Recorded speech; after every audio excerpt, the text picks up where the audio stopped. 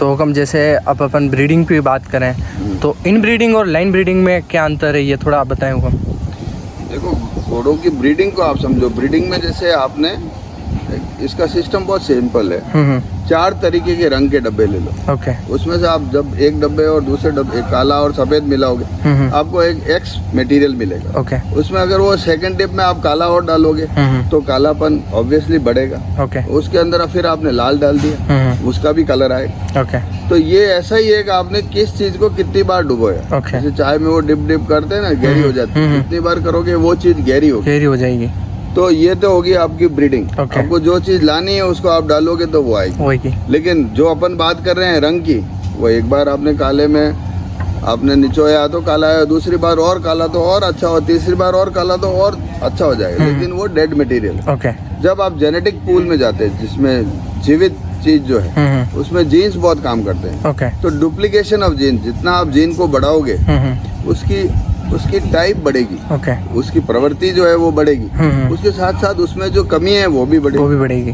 तो बिल्कुल सिंपल है। जब आप इनब्रीड कर रहे हो, इनब्रीड मतलब पेरेंट्स को बार बार वही माता पिता बहन भाई इस नजदीक पूल को मिला रहे हो, तो एक तो प्रॉब्लम ये है कि आप पास लिमिटेड जीन पूल रहेगा। ओके। अब उसमें अच्छा ही है वो भी वैसी रहेगी। और उसमें जैसे सफेद कपड़ा दाग नहीं है। जैसे आप नुकरे को लो, फुलकारी अब बिना फुलकारी वाले काम में लोगे तो वो आएगी नहीं। और एक डाल दिया तो आने लग जाएगी। लेकिन उस फुलकारी की वजह क्या, अगर अच्छी है तो बढ़िया और खराब है तो खराब है। यही ब्रीडिंग। बिल्कुल। तो इन ब्रीडिंग में सबसे बढ़िया चीज है, आपको टाइप में तो सुधरेगी, वही खून है। ठीक है। लेकिन उसकी जो कमियां बहुत भारी है। आँख नहीं आती, पैर नहीं आता, इम्यूनिटी नहीं आती। छोटे बच्चों में, घोड़ों में 6 महीने तक अपने आप को तैयार करने की क्षमता, इम्यूनिटी पावर बहुत वीक होती है। वो हीट से लड़ नहीं सकता, वो दवाई से, बीमारी से लड़ नहीं सकता। 6 महीने बाद उसकी इम्यूनिटी बढ़ती है। ओके। तब तक उसका संरक्षण उसका जीन पूल ही कर सकता है। या माँ का जो दूध है, कोलेस्ट्रॉल, हम पहले शुरू में 15 दिन तो वो संभाल लेता, फिर भी वो इम्यूनिटी प्रोडक्ट माँ के दूध में वो बचाती रहती है 6 महीने।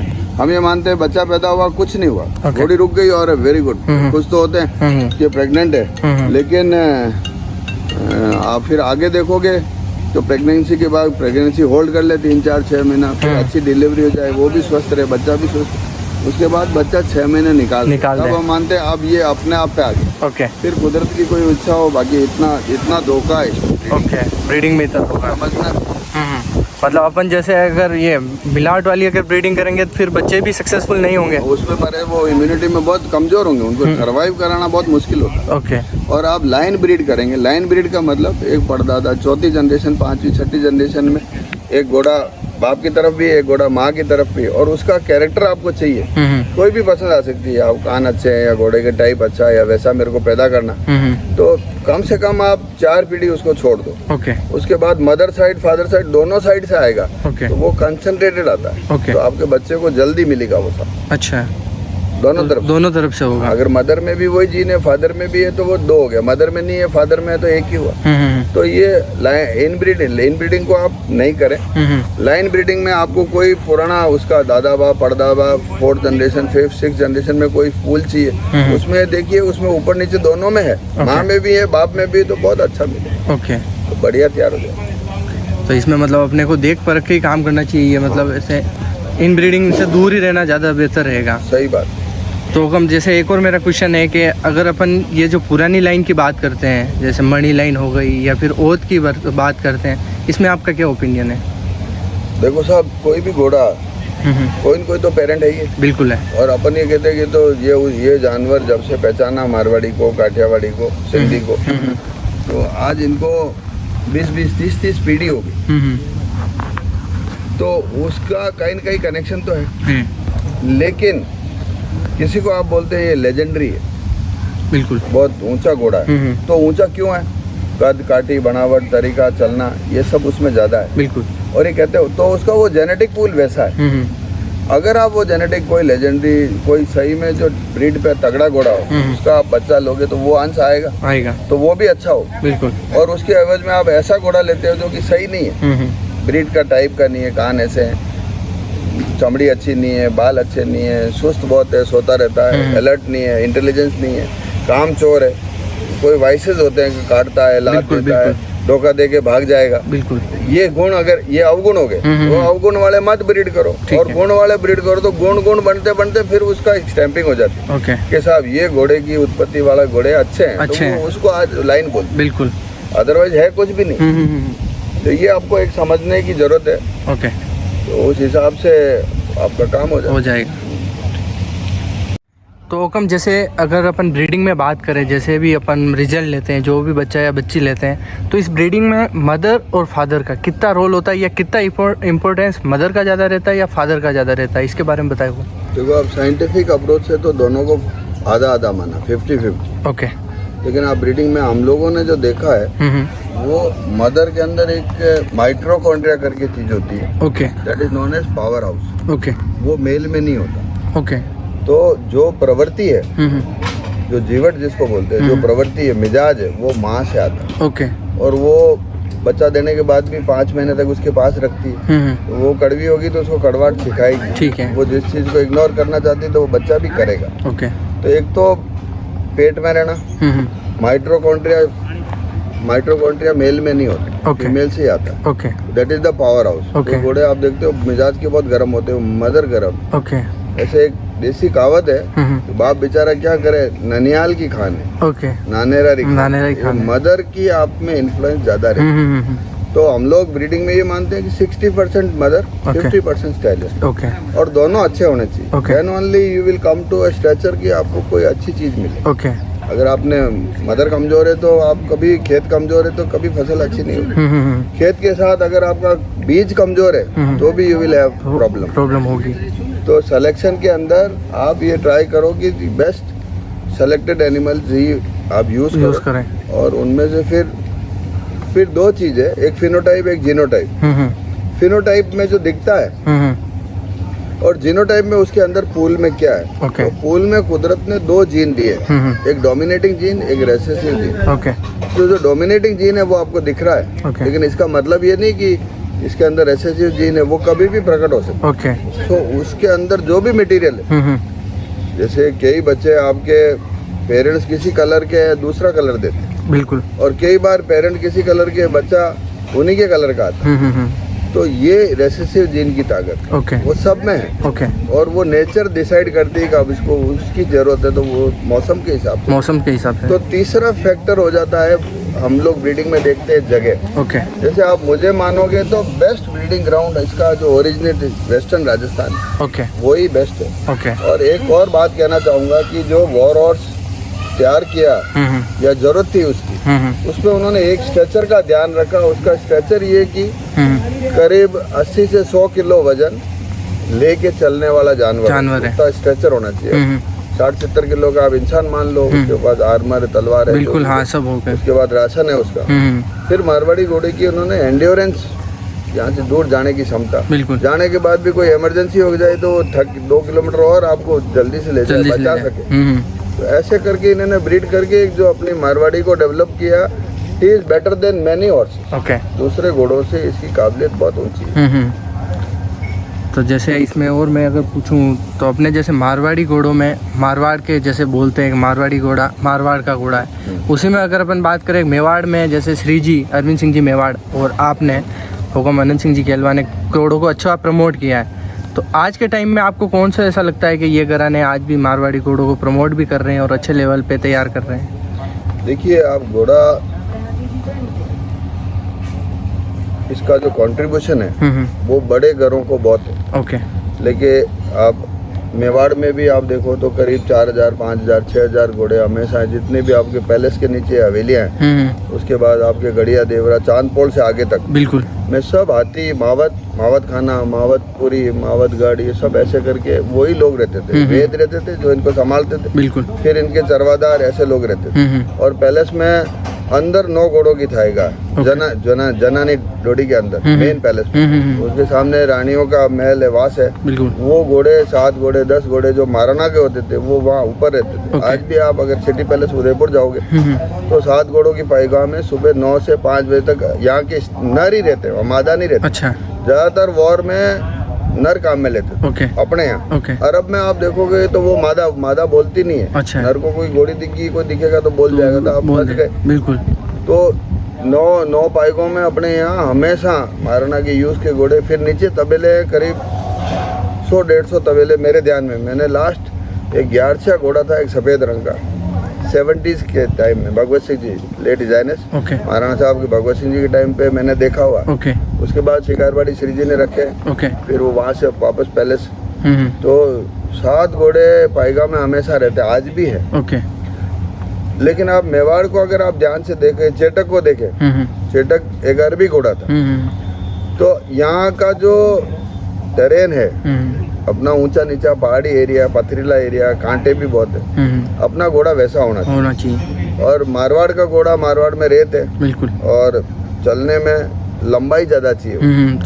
तो जोधपुर रिजाइनेस आप ध्यान से देखा हो तो अभी प्रेजेंट महाराणा गज सिंह जी सेकंड, पहले एक महाराणा हुआ गज सिंह जी फर्स्ट, उसके पहले भी एक महाराणा हुआ। उन्होंने उस जमाने में इस ब्रीड को तैयार करने के लिए, जसवंत सिंह साहब, मैं नाम बोल रहा हूँ, उन्होंने उस जमाने में 1 करोड़ रुपए लगाए। तो जोधपुर दरबार ने मारवाड़ी को संरक्षण करने में बहुत मेहनत करी। वैसे भी यहाँ मेहनत हुई, दूसरे जितने भी जगह, क्योंकि ये बैटल में आज आप कंट्री को देखो कितना, अपना आर्मी के लिए कितना खर्चा, वो खर्चा आज नहीं है। घोड़ा बहुत इम्पोर्टेंट साधन था, जीप तो थे नहीं। फिर ये बारूद आने के बाद इसकी इम्पोर्टेंस, बंदूक आ गई, फिर इम्पोर्टेंस कम हो गई। उसके पहले तो यही था। इसी पे तो अपने यहाँ पर मेरा ये मानना है कि मैंने नहीं, मैं तो बहुत जूनियर हूँ इस मटेरियल में। श्री जी की अप्रोच अच्छी थी। श्री जी ने जो मारवाड़ी यहाँ इंट्रोड्यूस किए, वो सब घोड़े मारवाड़ से आए। श्री जी के पास 70-75 में एक राधा करके घोड़ी थी। वो फिल्म में भी कई एक्टर्स के साथ शूट की करी। उससे उन्होंने थॉरोब्रेड एक नजर घोड़ा था, उससे हाफ ब्रेड घोड़े करके पोलो में भी इंट्रोड्यूस कर। और आज भी मैं आपको गर्व से कह सकता हूँ, जो हाफ ब्रेड मारवाड़ी घोड़ा है वो इन प्योर ब्रेड अरब से, ये थॉरोब्रेड से जो इम्पोर्ट हो रहे हैं, ये अपने यहाँ के जहाँ अर्जेंटीनियन हॉर्सेस, उनसे बढ़िया खेलता है। लेकिन दिमाग ऐसा होने की वजह से वो आपसे नहीं चलता, वो खुद से चलता। ये घोड़े तो दिमाग लगाते ही नहीं, रोको रुक जाएगा, चलाओ चल जाएगा, इनका कोई इंटरफेरेंस नहीं। उसका इंटरफेरेंस ज्यादा, इसलिए प्रॉब्लम। तो वो हाफ ब्रेड घोड़े राधा, एक मूवी घोड़ी थी, नाडोल से आई, और गणपत सिंह साहब, उनका गाँव का नाम बोल रहा हूँ, उन्होंने दिलाई। श्री जी के पास आते रहते हैं, नरेंद्र सिंह बाजी के पास भी बहुत आते हैं। उसके बाद जैसे राज सिंगार है, राज सिंगार आया, ये ब्रीड हुआ फोरना में, फतेह सिंह साहब, हरी सिंह साहब के यहाँ, वाघेला राजपूत है। और इसकी माँ है अपने नैनावास मठ की, जो कि बड़गांव से गई थी। और इसका एक बाप है अबलग, जो किडबाई के यहाँ पे ही रहा, बलवंत सिंह जी वासा, वहाँ पे भी रहा, बड़ा अबलग घोड़ा था। तो ये भी गुजरात से आया। फिर ये वहाँ से चला गया भेंट में, फोरना मठ में, अपने फोरना से चला गया ये रामपुरा मठ, रामपुरा से मैन जी से आप लेके पता। और जय कीर्ति जो घोड़ी, जो देवली करते हैं, वो देवली जालोर में, ये जो नदी है जवाई वाली, इसके टच गांव है तीखी पहाड़पुर, वहाँ पर ये अपने मेड़तिया राजपूत है, उनका जोड़ था। वहाँ पर मेरे पास एक लड़का काम करता था, लाखा करके रेबरी, उसका मामा संभालता था। मेरे पास फोटोग्राफ भी है उसका। उसका कहना है कि साहब बहुत जीवट वाली, बहुत मजबूत घोड़ी है। उस घोड़ी की उत्पत्ति है, उसमें कहीं एक बार कोई घोड़ा एक गलत उसमें डाला हुआ है, बाकी ये ब्रीड में हार्ड अच्छा है। वो 2 घोड़े यहाँ पैलेस में आ गए। फिर उसकी 3-4 बच्चियां और आगे गई। उनको पी वाले घोड़े मिले, वो बड़े थे। तो आगे जो इधर आपको व्यासों की डाड़ी में सवाई बना गया, बौनी बना गया, जो उसकी बहनें मिलेगी, 4 बहनें थी, एक तो यहाँ रह गई, बड़ी कोटा से आई, सेलू बना, अभी ठाकुर साहब है शैलेंद्र सिंह जी, उनके पास। और उन्हीं का ननियाल है मंडा। मंडा चलेगी वो घोड़ी। वहाँ पर ब्रीड हुई, 3 बच्चे हुई, 3 या 4 बच्चे हुए। उसमें से 2-3 ये व्यासों की डाणी में लक्ष्मण सिंह जी यादव, उनके पास रही। बोनी बना ले पधारे शिव प्यारी करके घोड़ी, एक सवाई बना ले पधारे पट्टेदार। फिर उसी लाइन से बब्बू की बच्ची और उन तेज रूप की बच्चियों में से उनके पास गणगौर रही। पर ये सब यहाँ से जाने के बाद वो पी वाला जो घोड़ा था, बब्बू जो घोड़ा था, उसका बाप भी कोर्टा में था, बड़ा काला अबलक, और उसकी मदर पी से थी, वो बड़ी थी। तो वो साइज यहाँ से वहाँ जाने के बाद और बड़ी हो गई। तो मतलब जैसे ब्रीडिंग सुधार होने से, और ये नहीं सुधार, साइज देखो, साइज बड़ी हुई। साइज सुधार का एक पैमाना। 99 पैमाने और भी है। तो वो बिगड़ी सुधरी हुई तो टेक्नीशियन बता सकते। अच्छा। तो अभी में जैसे अपने मेवाड़ में और कौन कौन है जो अच्छे घोड़े रख रहे हैं या इंट्रोड्यूस कर रहे हैं? मेवाड़ में श्री जी ने बहुत मेहनत करी घोड़ों को इम्प्रूव करने में, रखने में, दिल बहुत है उनका। आज भी इतनी एज होने के बाद भी सवेरे वो आधा घंटा घोड़े को वहाँ आते हैं ऊपर। अच्छा। वहाँ दाल और दूध और गुड़ खिलाते हैं, वहाँ खड़े रहते घोड़े ओके। ऊपर शंभू विलास के पास में। ओके। उसके बाद इनके अंकल नरेंद्र सिंह जी बाजी ने, वो बड़े बहुत अच्छे प्रतापगढ़ वाले हॉर्स प्रेमी थे और उनका दिल बहुत था घोड़ों। मैंने देखा है बाबूजी को लास्ट डेथ होने के 2 महीने पहले गाड़ी में बिराज के एसी चालू करके उनके नीचे जो हाउस बनाया था उसके नीचे घोड़े ऐसे सर्कल में थे। ओके। ऊपर बिराजते तो दिखते, घंटों उनको देखते रहते। अच्छा अच्छा। डेथ होने के 2-3 महीने पहले मैंने देखा। ओके। उनका जीव बहुत था। उसके बाद जो भी मेवाड़ मारवाड़ की जो रियासतें, जयपुर की कई जगह की जो रियासतें थी उसमें बहुत रहे घोड़े, उन्होंने संरक्षण बहुत किया क्योंकि उपयोग उसी का था, उसी का उपयोग। उसके बाद ये जागीरी रिजम्पशन के बाद घोड़ों की उपयोगिता खत्म हो गई, इधर मोटरसाइकिल जीप आ गई। तो फिर वहाँ से उन्होंने एक समय ऐसा आया कि साहब घोड़ा कोई उपयोगी नहीं है, दो इसको, बिल्कुल तो निकल गया वहाँ। फिर इसको संभाला काश्तकार ने। ओके। उन्होंने ज्यादा यूज किया इसको शादियों में। ओके। तो अपने आप को मैं बताऊं, मेरे नॉलेज बहुत होंगे, कोई नाराज नहीं होगा, आपने मेरा नाम नहीं लिया, पर जिनको छोटा मैं जानता हूँ, मैं जाता था करीब 70-75 में वड़लिया किशन जी कुमावत के पास बाड़मेर का काला टिक्की वाला बच्चा घोड़ा था, अच्छा था। ओके। एक राजपूत परिवार है, चारण परिवार है, वो एक बालू सिंह जी करके मेरे पास थे, उनके पास भी वड़लिया में उस समय 50 घोड़े थे, छोटे से गाँव। वहाँ रहा खेमपुर में खूब घोड़े रखे इनके, महेंद्र सिंह साहब ने हमेशा पसंद रखे घोड़े, अच्छे रखे। उसके बाद आप देखो भिलवाड़ा के पास एक गांव है रूद, वो बहुत फेमस थे, रूद वाली घोड़ियाँ और रूद वाले जो ठाकुर साहब थे। ओके। तो अमुक छोटे छोटे ठिकानों में सब जगह अच्छे जानवर रहे, तो उनकी जरूरत के हिसाब से। जैसे आज अभी आप केलवा देखा हो तो हमारे गाँव में मेरे ठाकुर साहब है, उनके आप पधारो तो गेट के अंदर एंटर करते एक चौक है। ओके। चौक के सामने और लेफ्ट में पाइगा बने हुए। ओके। तो आप समझो 7 या 8 पाइगा तो सामने थे, अभी हमने खोल के उसको डबल कर दिया, घोड़े कम कर दिए। ओके। तो 1 2 3 6 पाइगा थे, 7 पाइगा तो सामने थे। ओके। और इस तरफ में होंगे वो भी 7-8 पाइगा, 14-15 घोड़े गेट बंद होने के बाद आपके अंदर खड़े। ओके। रात को जरूरत आए, दिन में आए।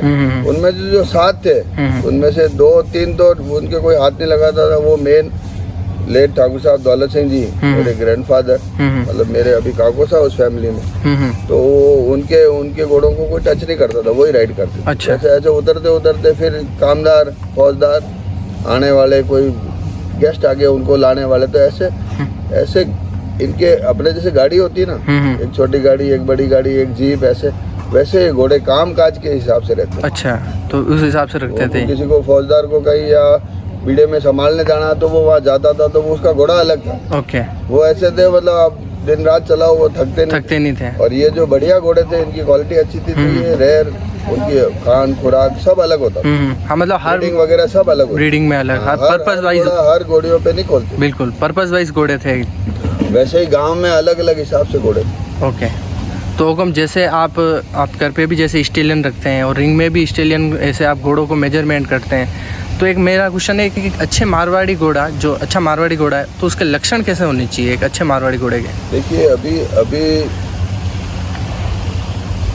साइंटिफिकली आप सरकार में भी मान ले, चाहे जो अच्छे पद पे घोड़ों में इन्फ्लुएंस रखने वाले हैं, उनका ये कहना है कि साहब आप जजिंग करते हैं, फिनोटाइप एक रेंज दे दिया, अब इसको आप और बारीक करके इसको फोटो में बताओ। ओके। कि सूम ऐसा 4 सूम बताओ, ये सूम होना चाहिए आपके मारवाड़ी में, फैटलॉक कैसा होना चाहिए, ये आपके पेस्टर्न ये कैसे होना चाहिए, लेंथ, हाइट क्या हो, उठाव क्या हो, बटन क्या हो, इसका आप एक चार्ट बनाओ। ओके। कि एक बेस्ट टाइप ऑफ मारवाड़ी, जैसे आपने सेंटर में दे दिए 100 मार्क्स, 100, अब 100 से 80, 70, 60, 0, और 80 अब 100 के बाद आप 98, 95, 97 ऐसे कम करते 60 मार्क्स। ओके।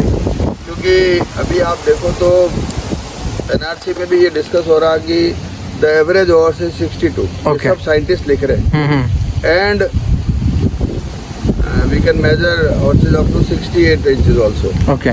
तो ये जो 60 इंच वाला, जो 60 से 63, 64, 68, ये फिगर तो बहुत बड़ा, ठीक है, एवरेज 62 ही रहा। और नीचे वाले घोड़े आपने से 59, 58 तक के घोड़े। बिल्कुल। तो आपके 2 सेक्शन होने के बाद भी आप एवरेज इधर कितना है 59 टू 62, 60, 61, 3 इंच ही बढ़ा। और इधर ये 62 से चला गया 68, 6 इंच बढ़ गया। तो भी आप बोल रहे हैं एवरेज 62 बेस्ट। तो इसका मापदंड आज के जमाने, पहले ना इनका जो आप थ्योरी देखोगे तो 60 इंच को इन्होंने बड़ा माना। ओके, 60 इंच को बड़ा माना है। आज काठियावाड़ी 57 इंच 58 इंच का घोड़ा पूरा घोड़ा है। अब ये 60 इंच का अभी खान पान क्रॉप की वजह से, खिलाने की वजह से, फर्टिलाइजर अलग आ गए थे, थोड़ा सा घोड़े में फर्क आ गया है। तो ये 62 अभी नाप बढ़ गया।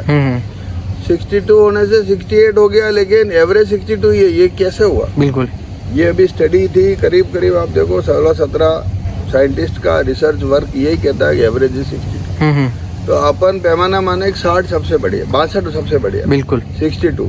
अब 62 में फिर इसका मेजरमेंट कान से विदर तक कितना हो, इसकी पूंछ तक कितना हो, इसका धड़ कितना हो, इसका पैर कितना हो, बिल्कुल, इसकी लंबाई कितनी हो, लंबाई के 3 टुकड़े कितने होने चाहिए, बिल्कुल बिल्कुल, हेड कितना होना चाहिए, कान कैसे होने चाहिए, गर्दन का मणिया कैसा हो, गर्दन की अंडर हैंग कैसे, बिल्कुल। तो ये सब नाप, दर्जी का नाप आता है ना, बिल्कुल बिल्कुल वैसा है। ये हजारों घोड़ों को पढ़ेंगे, बिल्कुल, पढ़ के फिर ये वापस आएंगे इस पे, ये नाप का घोड़ा, ये चार्ट है आपका, ये आप चार्ट ले लें। ओके। जैसे अभी हम स्टडी में थोड़ा सा ये कर पाए कि 62 का घोड़ा 100 नंबर, 63 हुआ 10 नंबर गए, कितने गए 10 नंबर, तो ये 90 का हो गया, बिल्कुल। 64 हुआ 10 नंबर गए, 80 का हो गया।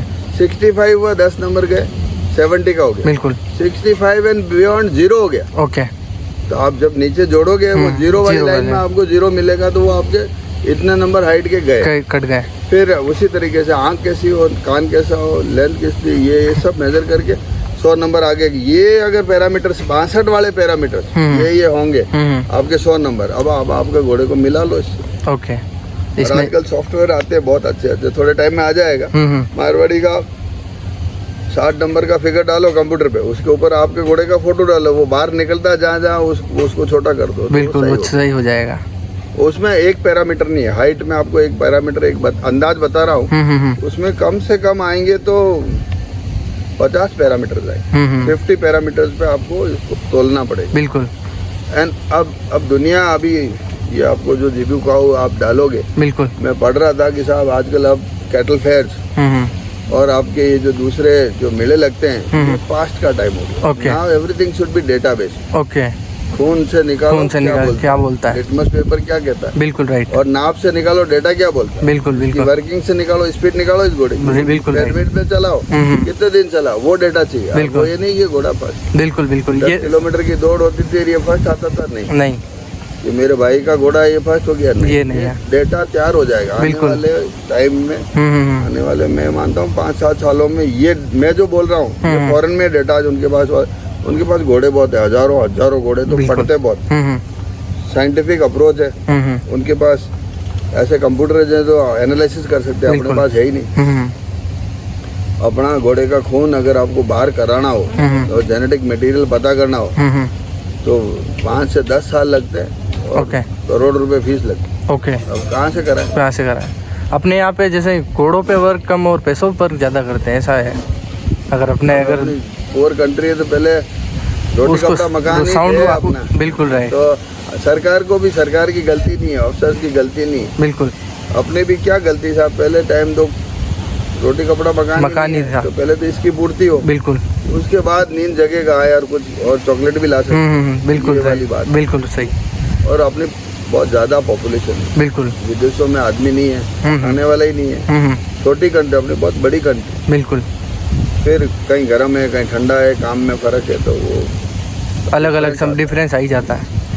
तो हुक्म जैसे मेरा आगे एक और क्वेश्चन है कि जैसे लोग घोड़े सब देखते हैं और आप भी जैसे घोड़े को मेजर भी करते हैं, और एक जैसे मेरा ये क्वेश्चन है कि एक रिंग का घोड़ा और एक ब्रीडिंग का घोड़ा, इन दोनों में क्या डिफरेंस है या कितना डिफरेंस है?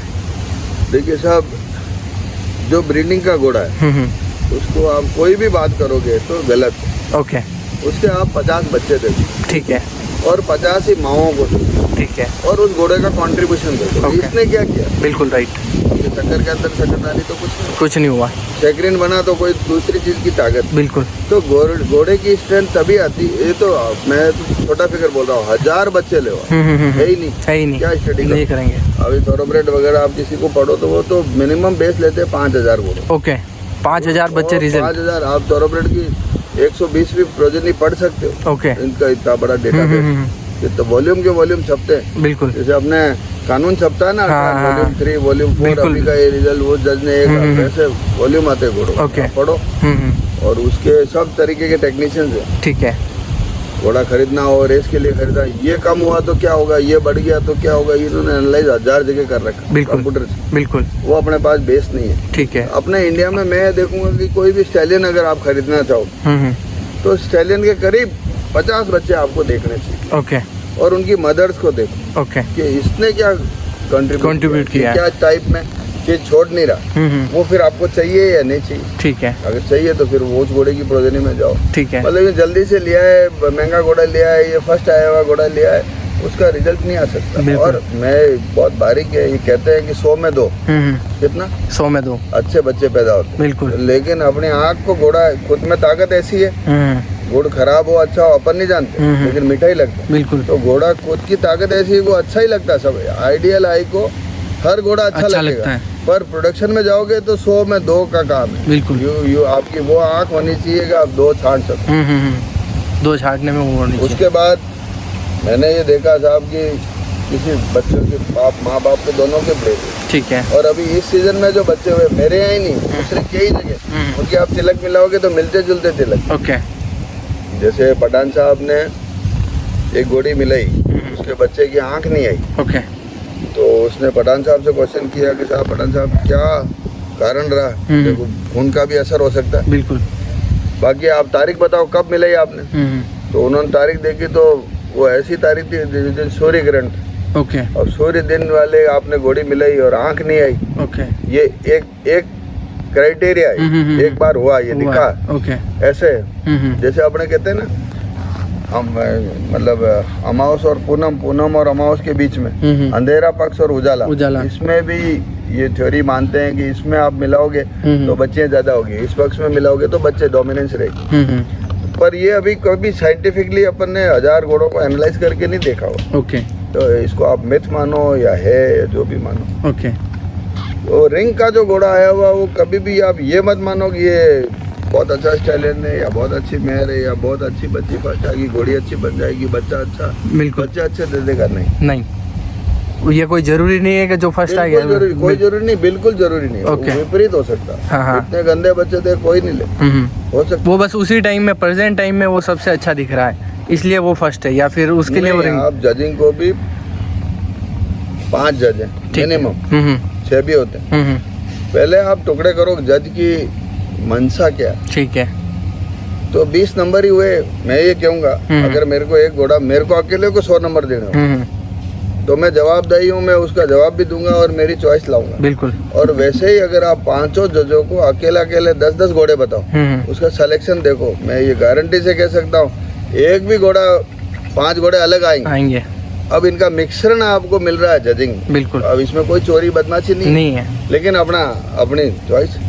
अब मैंने जो कलर पहन रखा है, बिल्कुल बिल्कुल सबकी चॉइस अलग अलग तो है। वो आएगी। और ये ह्यूमन नेचर है, प्रवृत्ति है। ओके। वो छांटेगा 10 घोड़ों में तो उसके मुकाबले का छांटेगा। 5 जज है। ओके। रिंग के अंदर आप एक को फर्स्ट दे रहे हो, अगर आप इनसे 20 घोड़ों में से एक घोड़ा मंगवाओगे बिल्कुल अलग घोड़े आएंगे। वो हकीकत है। अब इसको सोचो, मेरे घोड़े को नंबर नहीं दिया, इसने बाहर निकाल दिया इस जज ने। ओके। आपकी समझ सही नहीं। ओके। आप अपनी समझ सही करो।